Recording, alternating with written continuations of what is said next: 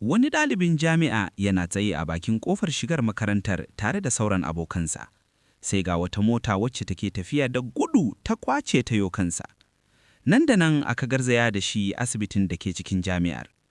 Bayan likitoci sun duba shi, sai suka ce, ka ji rauni a ɗaya daga cikin ƙodarka, tana zubar da jini sosai, dole ne mu cire ta da wuri, idan ba haka ba, za ta iya kasancewa ajalinka.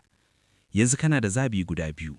Ko dai mu cire ƙodar nan ka rayu, ko kuma mu barta ka mutu. Sai ɗalibin ya zabi a cire masa ƙodar.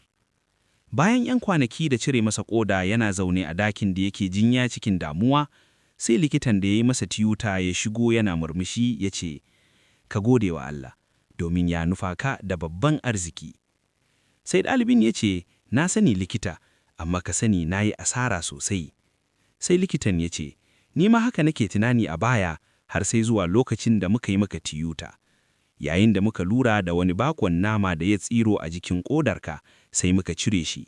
Daga nan ne muka tura shi zuwa dakin gwaje-gwaje, inda a nan ne aka gano cewa wannan naman yana iya zama mafarin samuwar cutar daji, wanda yake iya canzawa zuwa cutar dajin da ba za a iya gane ta da wuri ba, har sai ta shiga matakin ƙarshe mai tsanani sosai, lokacin da rayuwarka ce kadai za ta iya zama fansa.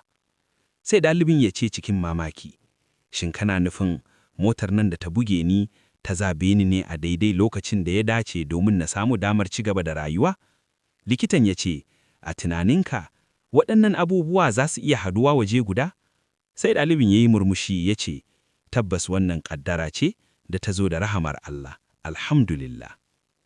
Wani daga cikin salihan bayi yana cewa, da bawa ya san yadda Allah ke tsara masa al'amuransa, da ya tabbatar cewa Allah ya fi ƙaunarsa akan yadda uwa da uba suke nuna kauna gare shi.